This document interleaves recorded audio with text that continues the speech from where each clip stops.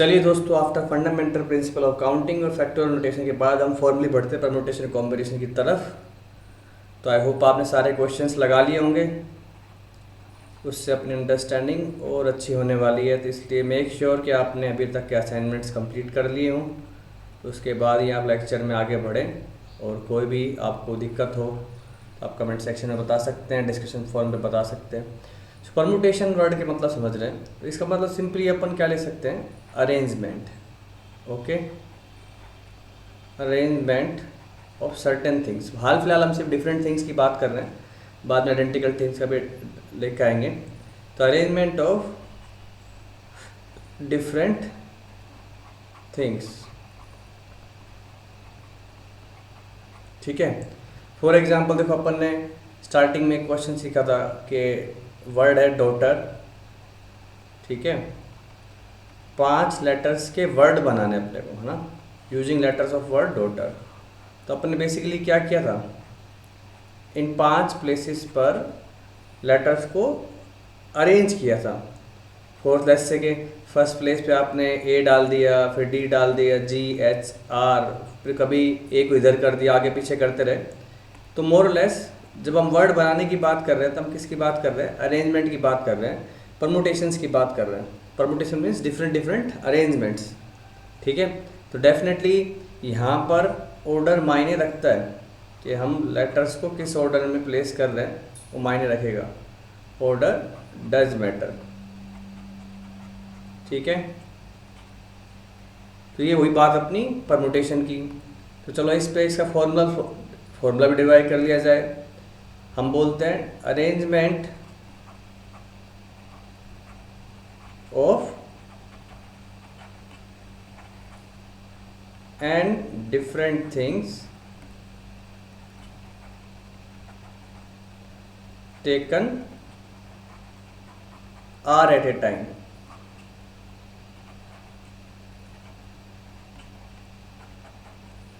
Okay, जिसको हम notations में लिखते हैं N P R, N permute are.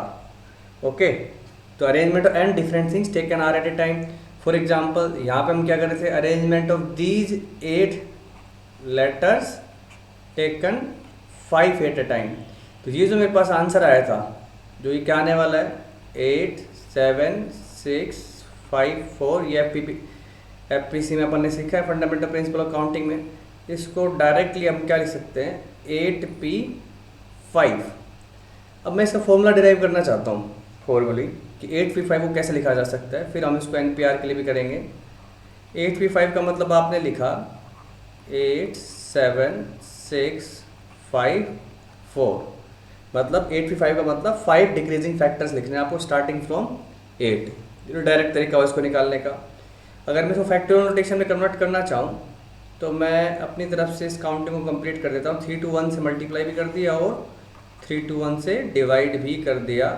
तो यू कैन सी ये क्या बन गया मेरे पास, 8 फैक्टोरियल डिवाइडेड बाई 3 फैक्टोरियल, जिसको अगर मैं 8 और 5 के फॉर्म में लिखना चाहूँ तो 8 factorial divided by 8 minus 5 factorial, ठीक है।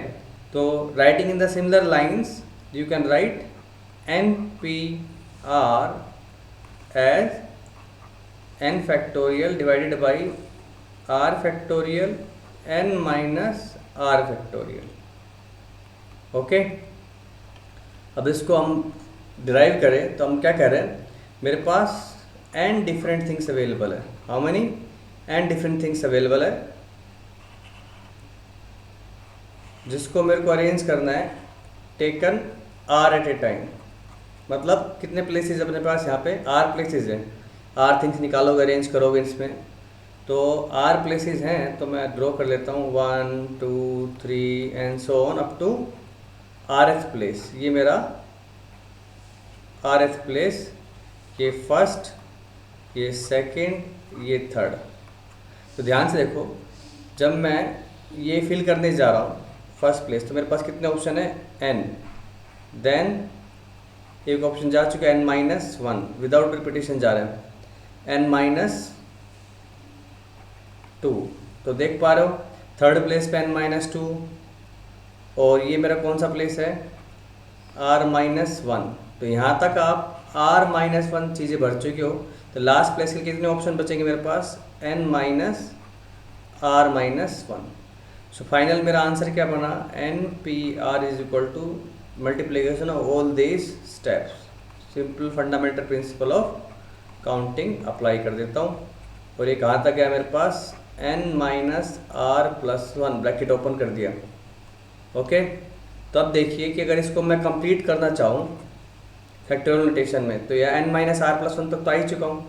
आगे के नंबर्स और फिल कर देता हूँ यहाँ पर। So this becomes n, n minus one, n minus two and so on up to n minus are plus one into एक कम कर देते हैं यहाँ से एन माइनस आर, और करते जाते हैं 3 2 1, क्योंकि ये आपने एक्स्ट्रा डाला है इतना हिस्सा, तो मेरे को ये नीचे भी डिवाइड करना पड़ेगा।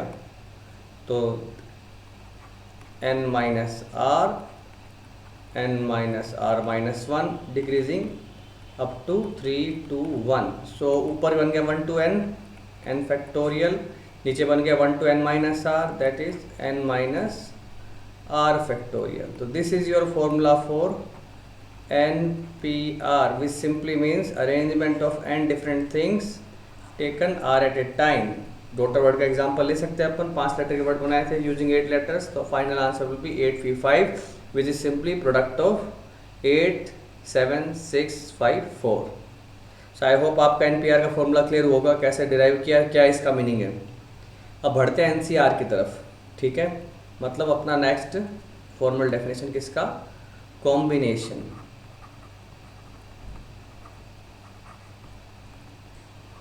कॉम्बिनेशन, अब इस वर्ड का क्या मीनिंग है, this simply means selection. Again अभी मैं सिर्फ डिफरेंट चीज़ों की बात कर रहा हूँ, ठीक है, आइडेंटिकल के लिए बाद में पढ़ेंगे। Selection of N different things taken R at a time, taken R at a time, ठीक है, taken R at a time. So इसको अदर वर्ड्स में से बोल सकता हूँ, selecting R out of N. ये डिफरेंट थिंग्स की बात कर रहा हूँ, तो इसको हम नोटेशन में लिखते हैं NCR। अब इसका फॉर्मूला डिराइव करते हैं, उससे पहले वापस उस वर्ड को रिमेंबर करो। डॉटर वर्ड में मैंने बोला कि मेरे को 5 लेटर के वर्ड बनाने हैं, तो आपने सिंपली उसका 8 लेटर्स थे, उसमें से 5 लेटर के वर्ड बनाने हैं, तो आपने उसका डायरेक्टली आंसर क्या बता दिया मेरे को, NP5 से NCR से NPR से अप्लाई करोगे तो 8PR, which is simply 8 factorial upon 8 minus 5 factorial. R की वैल्यू मेरे पास यहाँ पे 5 है, पुट कर देंगे, ठीक है। 8P5 is 8 factorial upon 3 factorial. अब इस प्रोसेस को अगर हम 2 स्टेप में देखें, तो मैं क्या करता हूँ, पहला step, select 5 letters out of 8।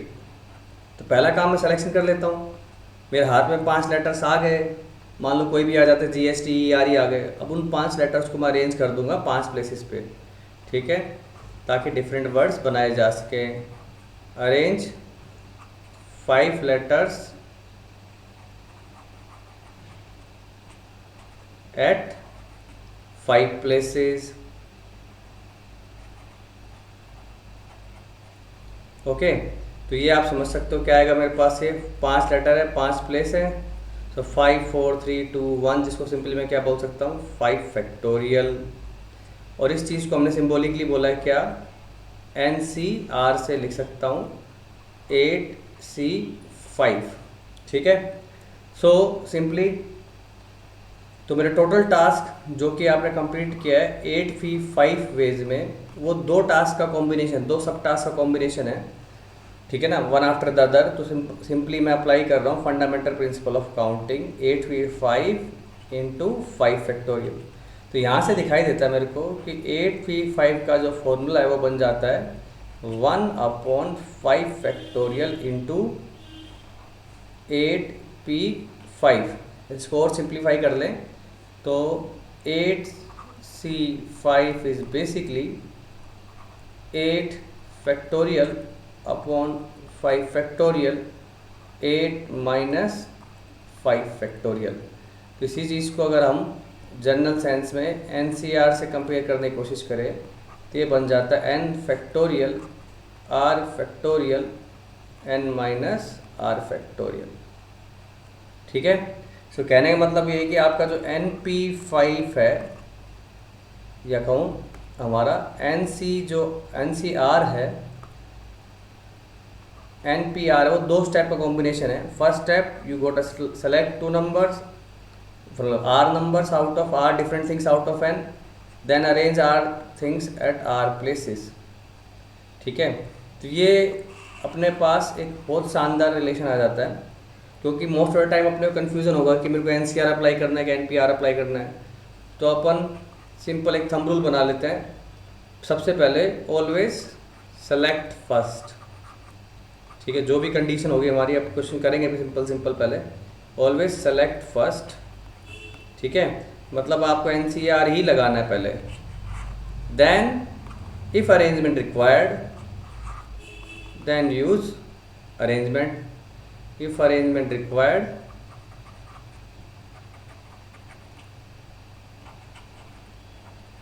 Then आप फैक्टोरियल से मल्टीप्लाई कर देंगे, देन अरेंज।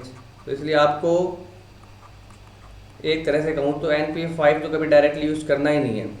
ठीक है।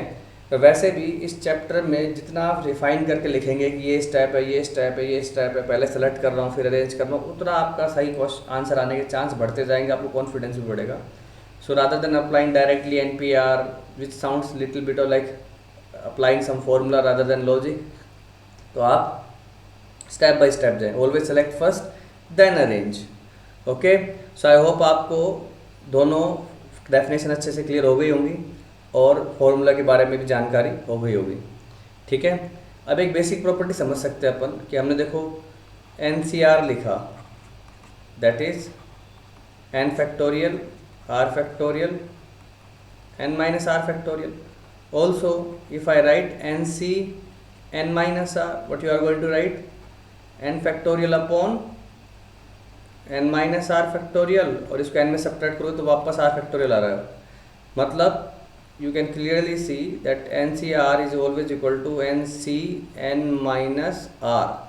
ठीक है, एक बहुत इंपॉर्टेंट रिलेशन आ गया मेरे पास। कंपेयर करूँ तो you can write 8C5 as 8C3। ठीक है। अब इसको हमने मैथमेटिकली डिराइव कर लिया, लॉजिक से कैसे समझ सकते हो ये बराबर क्या कन्वे कर रहा है। ऑलवेज रिमेंबर कि हम जो भी परमुटेशन में लॉजिक बना रहे हैं वो एक काउंटिंग की प्रोसेस है। So whatever you are writing in mathematical expressions, you can always build some logic, word logic behind that। ठीक है ना, जो भी आप लिखने वाले हो सिर्फ उसको मैथमेटिकली ऐसे इक्वेशन सोल्व कर दिया, इसको इससे काट दिया, मल्टीप्लाई कर दिया, सिर्फ उससे रिलेट नहीं करना। There should be some logic, उसके पीछे कुछ ना कुछ अपना एक स्टोरी, एक लाइन अप बनाने की कोशिश करें ताकि उसकी और अच्छे से अंडरस्टैंडिंग हो सके, क्योंकि एट दी एंड हम क्वेश्चंस वर्ड की फॉर्म में ही फेस करने वाले हैं। ठीक है। सो 8C5 is equal to 8C3 का मीनिंग ऐसे ले सकता हूँ कि मेरे पास मान लो कि 8 लोग हैं। ठीक है, ये 8 अलग अलग लोग हैं, मेरे को 3 लोगों को सेलेक्ट करना है।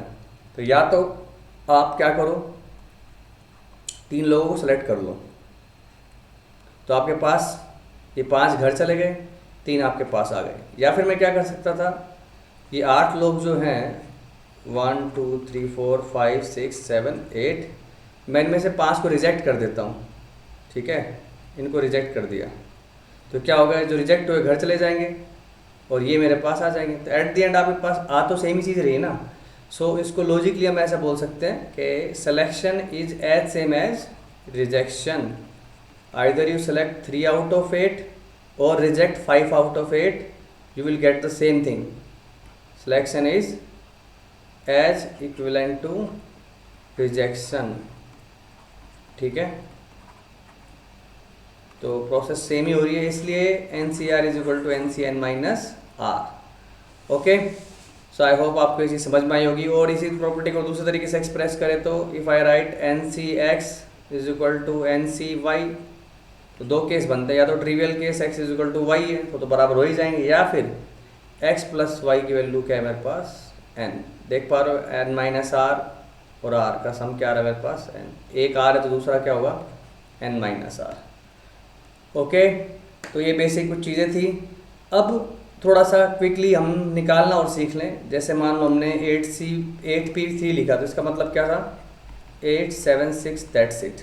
Okay, if I am writing 8C3 तो आप क्या लिखने वाले हो 8 फैक्टोरियल, 3 फैक्टोरियल, 5 फैक्टोरियल।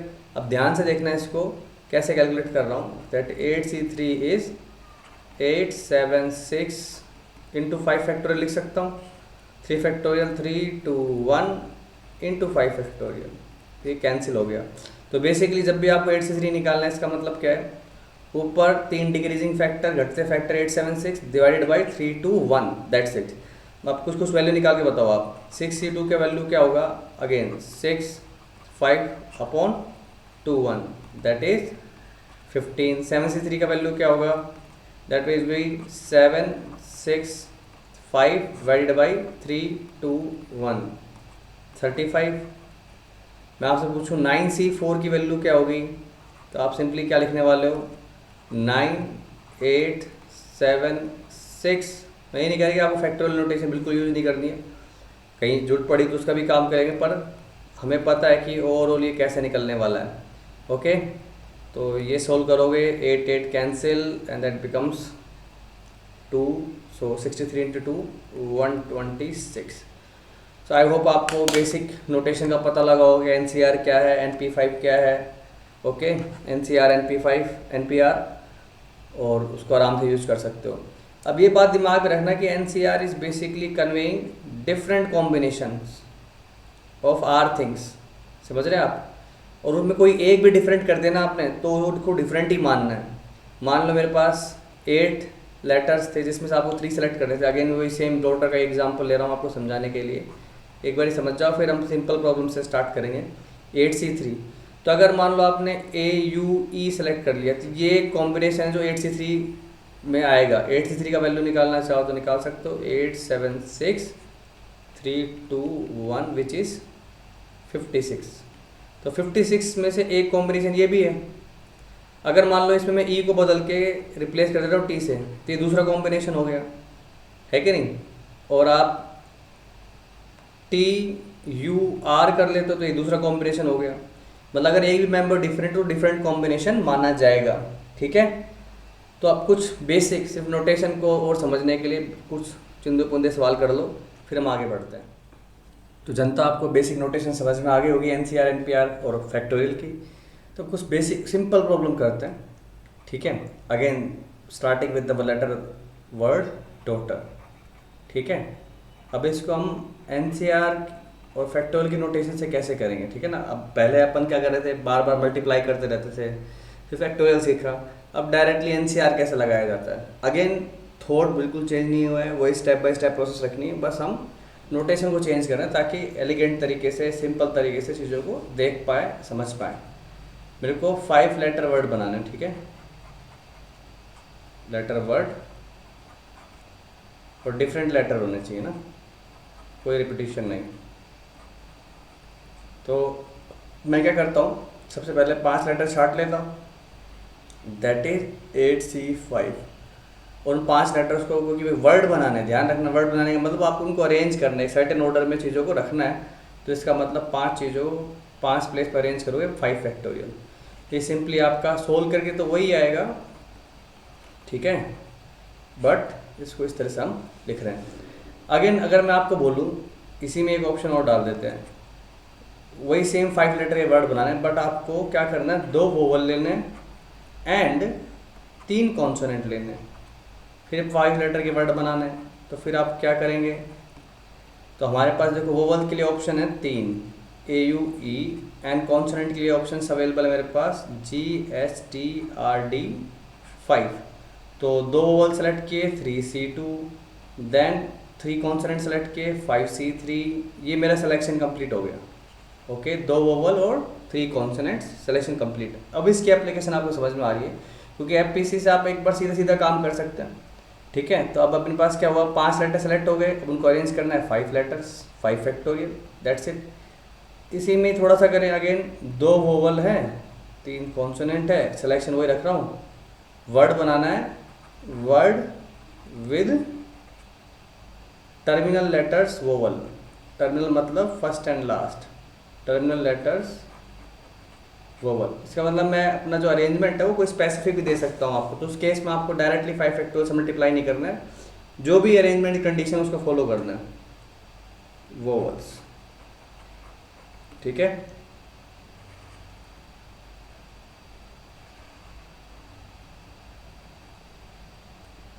तो आप देखिए मेरे पास फर्स्ट प्लेस और 5th प्लेस, यहाँ पे वोवल आएगा। अब सिलेक्शन में ऑलरेडी कर चुका हूँ, मेरे हाथ में सिर्फ 2 ही वोवल है, तो फर्स्ट प्लेस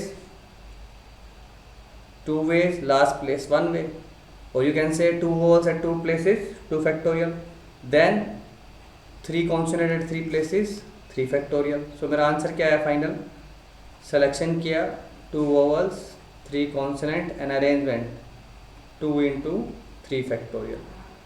कोई प्रॉब्लम, ठीक है, इस तरह से आप सिलेक्शन कर सकते हैं। चलो एक और सिंपल प्रॉब्लम लेते हैं। मान लो हमारे पास क्लास में, in a class there are 5 girls and 8 boys, और हमें टोटल 5 स्टूडेंट्स सेलेक्ट करने हैं। 5 students are to be selected, ठीक है, 5 students are to be selected. तो कितने तरीके से कर सकते हैं, अलग अलग पार्ट्स में देखते हैं। पहले ले लेते, कोई कंडीशन नहीं लगा रहा हूँ, जैसे मर्जी है वैसे सेलेक्ट कर लो। तो फिर कोई कंडीशन नहीं है, टोटल स्टूडेंट क्लास में 13 और 5 सेलेक्ट करने, तो 13C5, ठीक है, डन। लेट्स से मेरे को 3 गर्ल्स एंड 2 बॉयज़ ये सेलेक्ट करना है, तो 3 girls 5C3 into 2 boys 8C2, that's it. मैं बोल रहा हूँ आपको नेक्स्ट एटलीस्ट 1 गर्ल, ठीक है। तो एटलीस्ट 1 गर्ल का मतलब क्या है, गर्ल्स का नंबर कम से कम एक तो होना ही चाहिए। तो इसका मतलब या तो आप ऐसे कर लो, केस बना लो, ओनली 1 गर्ल, तो फिर मेरे पास बॉयज़ कितने हो जाएंगे 4, या फिर 2 गर्ल्स बॉयज़ हो जाएंगे 3, या फिर 3 गर्ल्स 2 बॉयज़, या फिर next case 4 girls only 1 boy, या फिर मैं बोलता हूँ ऑल 5 गर्ल्स, बॉयज़ है ही नहीं, 0 बॉयज़। तो इन 5 केस को काउंट कर सकते हो आप, अलग अलग केस है। तो आंसर क्या हो गया मेरे पास, 5C1 into 8C4, next case 5C2 into 8C3 plus 5C3 into 8C2, 5C4 into 8C1 and the last is 5C5 into 8C0। 8C0 1 ही होगा हमारे पास, ठीक है। या इसको डायरेक्टली कैसे किया जा सकता था, इसी चीज़ को हम कैसे ऑब्जर्व कर सकते थे, इस आंसर को एटलीस्ट 1 जब भी अपने पास केस आ जाए, तो मैं बेसिकली क्या चाह रहा हूँ, एटलीस्ट 1। तो ये बात कहने में ऐसे ही है कि आप टोटल सिलेक्शन कर लो और उसमें से वो सारे केस हटा दो जिसमें गर्ल्स आए ही नहीं मेरे पास। ऐसा नहीं करना कि आपने गर्ल्स को छाटा ही नहीं, टोटल माइनस नो गर्ल, तो total is 13C5 minus no girls, मतलब सारे बॉयज़ छाट लिए। तो बॉयज़ अपने पास कितने, 8 बॉयज़, तो 5 बॉयज़ छाट लिए अपने। तो बेसिकली ये जो सम आया आपके पास, this is basically 13C5 minus 8C5, okay. तो ऑब्जर्व करना है आपको, एक तरह से इस सीरीज़ का सम भी है ये, समझ पा रहे हैं आप। ये जो इस सीरीज़ है उस सीरीज़ का सम मैंने क्या लिखा है, 13C5 माइनस 8C5। तो ऐसे क्वेश्चन सीरीज़ में भी आ सकते हैं, तो आप उल्टा सोच सकते हो कि सीरीज के पीछे क्या स्टोरी बन सकती है, कि might be there are 5 girls and 8 boys and we are selecting at least 1 girl, तो मेरी क्या सीरीज बनती है, यही सीरीज बनती है जिसका आंसर क्या आएगा 13C5 माइनस 8C5। तो मेरा बताने का पर्पज़ ये नहीं था कि आपको ऊपर वाला तरीका बताऊं और एक बड़े तरीके से बताने की कोशिश करूं। ऑब्वियसली बात है, जब भी आपको इस तरह से क्वेश्चन पूछा जाएगा तो आपको करना ऐसे ही है।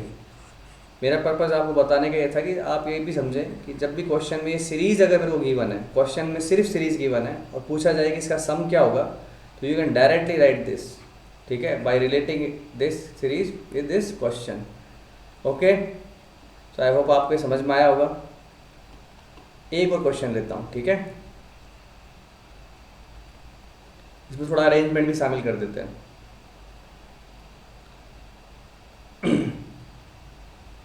हाउ मैनी 5 लेटर वर्ड, ठीक है, word can be made using letters of word, कौन सा लें, टोटल ले कोई और ले लेते हैं, लेटर्स ऑफ वर्ड, पर ध्यान रखना कि मेरे पास लेटर सारे डिफरेंट चाहिए, तो फाइटर ले लेता हूँ, फाइटर, सच दैट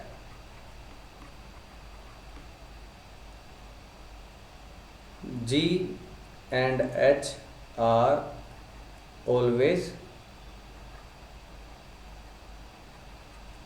included, ठीक है, G और H को आप हमेशा इंक्लूड कर दो, ठीक है। तो हम क्या कर सकते हैं, अब देखो दो तरीके से अप्रोच कर सकता हूँ। मेरे को 5 लेटर का वर्ड बनाना है जिसमें G और H को तो डालना ही डालना है, तो मैं क्या करता हूँ, पहले G और H को प्लेस कर देते हैं, ठीक है, कोई दिक्कत नहीं है, G और H को तो डालना ही डालना है, डाल दो। मैंने क्या किया, मेरे पास 5 प्लेस है, कहीं पे भी डाल सकता हूँ G और H को, तो 5 प्लेस में मैंने क्या किया, 2 प्लेस सेलेक्ट किए। ये क्या किया मैंने, select 2 position for G and H, फिर उन दोनों पोजीशन पे मैंने G और H को डाल दिया 2 फैक्टोरियल से, प्लेस GH। अब बचे आपके पास कितने, 3 प्लेस बचे हैं और लेटर्स बचे हैं मेरे पास कितने, टोटल 7 लेटर्स हैं, 5 लेटर्स बचे हैं, तो 5 में से 3 लेटर छटे, रिमेनिंग 3 लेटर्स, और फिर उनको अरेंज कर दिया, अरेंज, ठीक है। तो आंसर क्या आ गया मेरे पास, इसको सब सारे प्रोसेस को कंप्लीट करने के लिए 5C2 2 फैक्टोरियल। ये ध्यान रखना है, ये 5 में से 2 प्लेस छाटे हैं, ये मैंने रिमेनिंग 5 लेटर्स में से 3 लेटर्स छाटे हैं और उनको फिर अरेंज कर दिया, ठीक है। तो मैंने पहले GH को उठाया, वो डालना था ही, और प्लेस कर दिया, प्लेस करने के बाद अब 3 प्लेस बचे हैं और 5 लेटर्स बचे हैं, तो उसको 5P3 भी लिख सकते हैं डायरेक्टली, बट मैंने बोला कि आप पहले सेलेक्ट करो फिर अरेंज करो। या दूसरा तरीका क्या हो सकता था इसी को करने का, आप पहले सिलेक्शन कर लो, सिलेक्शन में मान लो मेरे को G और H तो लेना ही लेना है, ठीक है, और अब रिमेनिंग 5 लेटर में से 3 लेटर और उठा लिए, तो ये तो हो गया मेरा सिलेक्शन का तरीका 5C3। अब क्योंकि आपके सिलेक्शन में GH ऑलवेज इंक्लूडेड है, तो आप कैसे भी अरेंज करो आपका आंसर सेम ही रहना है।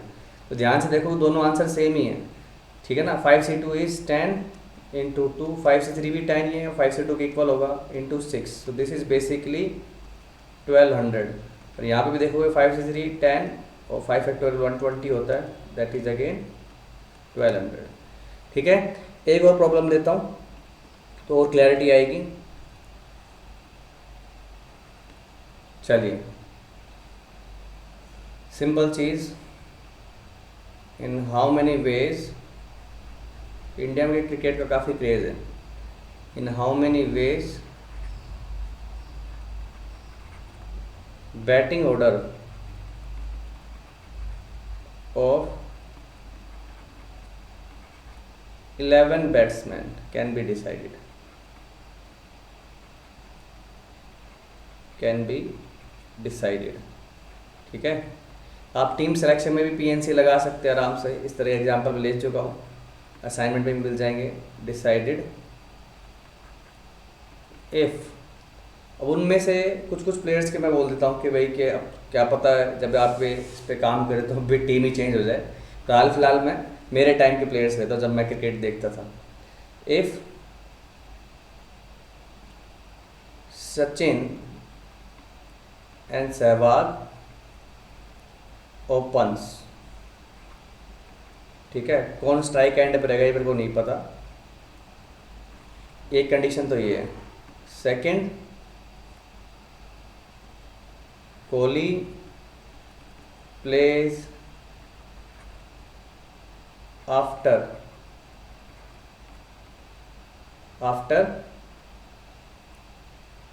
युवराज। तीसरा कंडीशन, युवराज प्लेज बिफोर रैना। ठीक है, कुछ नाम है तो दे दिया मैंने, ठीक है। तो ये जो ऑर्डर है मैं इमीडिएटली आफ्टर की बात नहीं कर रहा हूँ ना, इमीडिएटली बिफोर की बात कर रहा हूँ। समवेयर जहाँ भी आए कोहली, लेकिन आएगा तो युवराज के बाद ही, ठीक है, समवेयर, ठीक है। तो इन कंस्टेंट को ध्यान में रखते हुए अपने को बैटिंग ऑर्डर बताना है 11 बैट्समैन का। तो अपने पास ऐसे बोलो कि ये मेरे पास एक स्ट्रिप बना लेता हूँ जिसमें इनके नाम डालूंगा मैं, ठीक है। 11 प्लेयर हैं टोटल, तो 1 2 3 4 5 6 7 8 9 10। तो जैसा कि अपने बोला कि भाई इन दो प्लेसेस पे तो कौन आएंगे, सचिन और सहवाग ही आएंगे। तो उनके लिए तो कोई दिक्कत ही नहीं है, तो उनको बुलाया और बैठा दिया। क्योंकि स्ट्राइक एंड मेरे को क्लियर नहीं है तो इनको 2 फैक्टोरियल से अरेंज कर सकता हूँ, या तो सहवाग ओपन कर ले या सचिन ओपन कर ले, ठीक है। तो उनमें से कोई भी ओपन कर सकते हैं, ये स्पेसिफाई नहीं है स्ट्राइक एंड पे कौन रहेगा, पर ये दोनों ही आएंगे फर्स्ट टाइम जब। तो इनके आउट होने के बाद अब मेरे पास है 9 प्लेसेस बचे हैं। और 9 प्लेसेस पहले इनकी कंडीशन देखता हूँ। मेरे को बोला गया कि भाई तुम कोई भी 3 प्लेस फिक्स कर लो, ठीक है। मान लो ये 3 प्लेस मैंने लिए, एक तो ये और ये। अब यहाँ पे आपको नेम लिखना है, तो क्या मैं कोहली का नेम यहाँ पे लिख सकता हूँ क्या? नहीं, कोहली का नेम तो युवराज के बाद ही आएगा और युवराज का नेम रैना के पहले आएगा। तो इसका मतलब मैं एक ऑर्डर सोचने की कोशिश करता हूँ कि युवराज को डाल दिया, कोहली को उसके बाद डालना है, और रैना का नाम भी युवराज के बाद में आएगा। तो रैना का नाम युवराज के बाद में मतलब वो इन दोनों के बीच में भी आ सकता है, या कहे तो कोहली के भी बाद आ सकता है रैना, ठीक है ना। तो देखो दोनों कंडीशन रेस्पेक्ट हो रही है इसके अंदर, कोहली युवराज के बाद में और युवराज रैना के पहले। तो मतलब इन 3 लोगों को मैं सिर्फ 2 ही तरीके से बैटिंग ऑर्डर में डाल सकता हूँ। तो सबसे पहले मेरे को क्या करना पड़ेगा, ये 3 रेड डॉट लगाने पड़ेंगे 9 प्लेसेस में से कहीं पे भी, ओके। तो मैंने क्या किया, 2 फैक्टोरियल से सचिन सहवाग, फिर बचे हुए 9 प्लेसेस में मैंने 3 प्लेस छाटे, सेलेक्ट किए और उस पर युवराज रैना और कोहली को अरेंज कर दिया। कितने तरीके से? 2 फैक्टोरियल तरीके से, 2 ही तरीके है मेरे पास, ठीक है। इनटू फैक्टोरियल ना भी लगाओ तो चलेगा, 2 तरीके से। बच्चे मेरे पास कितने प्लेयर है? 5 प्लेयर्स का बैटिंग ऑर्डर डिसाइड हो चुका है। Remaining how many? 11 थे टोटल, 5 बैठा चुका हूँ, तो रिमेनिंग 6, और उनको बचे हुए 6 प्लेसेस पे कहीं पे भी अरेंज कर सकते हो, तो that will be 6 factorial. So I hope आपको बेसिक अरेंजमेंट और सिलेक्शन का तरीका दिमाग में आया होगा। हम इसके बाद पढ़ेंगे स्पेशल सिलेक्शन और स्पेशल अरेंजमेंट, ठीक है। तो पहले आप इनके क्वेश्चंस कीजिए, अच्छे से एनसीईआर को समझिए, फिर हम आगे बढ़ेंगे।